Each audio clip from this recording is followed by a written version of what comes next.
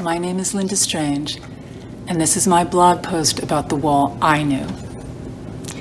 On a cold Sunday afternoon in January of 2019, I sat at my kitchen table and thought about the wall.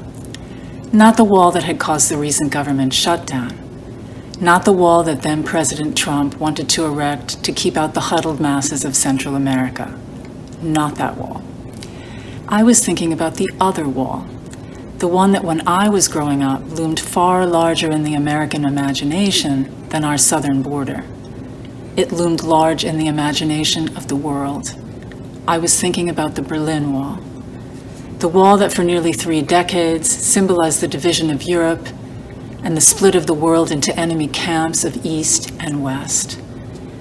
It was the wall that American presidents routinely stood in front of and demanded its removal. It was the wall before which President Kennedy in 1961 announced that he was a Berliner, and that President Reagan in 1997 demanded that Gorbachev tear down.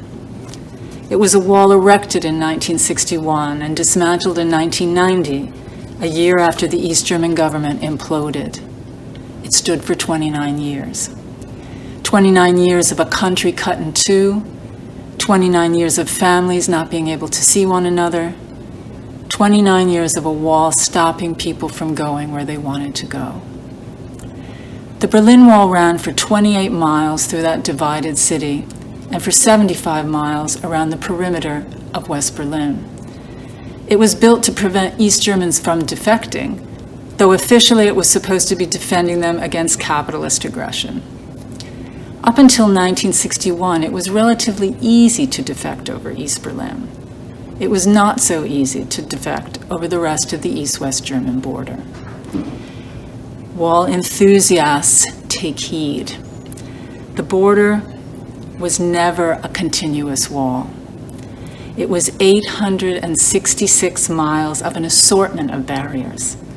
High metal fences and walls, yes, but also barbed wire, alarms, anti-vehicle ditches, watchtowers, automatic booby traps, and minefields. Over all of these impediments loomed the Schießbefehl, the East German border guard's directive to shoot anyone trying to escape. This was the border I experienced in the late 1980s, the border I crossed. I didn't cross at Checkpoint Charlie in Berlin. Most people didn't cross there. They crossed at one of the other 10 crossing points dotted along the East-West German border. These border crossings were unpleasant. They were meant to be. You crawled at 20 miles an hour down a road flanked by minefields and clear-cut shooting zones before you came to the guarded transit lanes where you had to make a series of stops. A stop to show your papers and give up your passport, a stop for them to run the mirror under your car to check whether or not you were smuggling, a stop for them to search the inside of your car for the same reason, and finally the stop where they hopefully gave you your passport back. I remember staring up at one of the concrete towers, presumably full of border guards ready to shoot me, and wondering what these guards were thinking. They were young men trained to keep watch for spies, diversionists, terrorists, and smugglers, and day after day, all they saw beneath them were West Germans with cars full of oranges, chocolate, and bananas. This vast and complex apparatus of physical and psychological control was overwhelming to the traveler. It was meant to be. You were jumpy with nervous tension, but also somehow lamed. As you watched the guards search your car or peer angrily at your passport, dullness and lethargy crept over you. You prayed they wouldn't find the stack of West German magazines at the bottom of the basket of bananas. On the day the wall went down in November of 1989, my partner shook me awake shouting. I leapt from my bed and raced to the television. Of course, the wall wasn't down. It still stood, intact and enormous.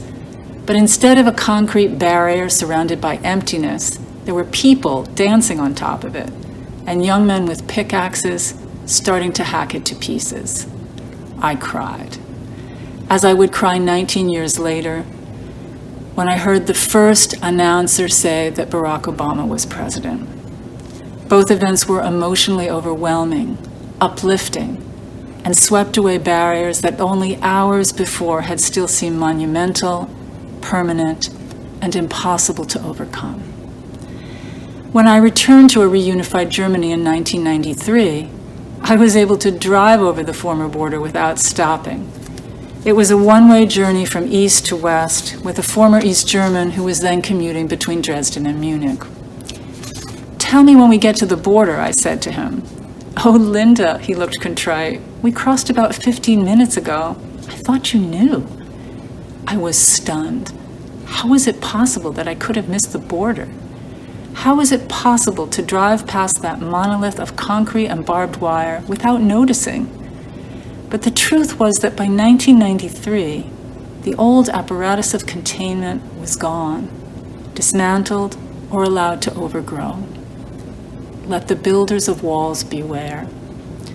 No matter how much concrete and steel you pour into them, or how many guards you put on patrol, these testaments to power are fleeting. They may seem impregnable when you put them up, impervious to assault, but they can be abandoned overnight, and after only a few seasons vanish, carted away, or crumbled into dust. In the end, the Berlin Wall and the fortified border that ran from the Baltic to Czechoslovakia didn't fall because it failed to do its job. The physical barrier held, but the regime that built it did not. By 1989, the East German regime was politically rotten and economically bankrupt. No one knows how much the financial burden of maintaining the fortifications at the border contributed to this bankruptcy. The Berlin Wall didn't go up to keep people out. It was built to keep people in. But I remember what I thought standing under the guns. Whenever a country thinks it has to put up a wall to protect its way of life, it's time to reflect upon that way of life and think about making some changes.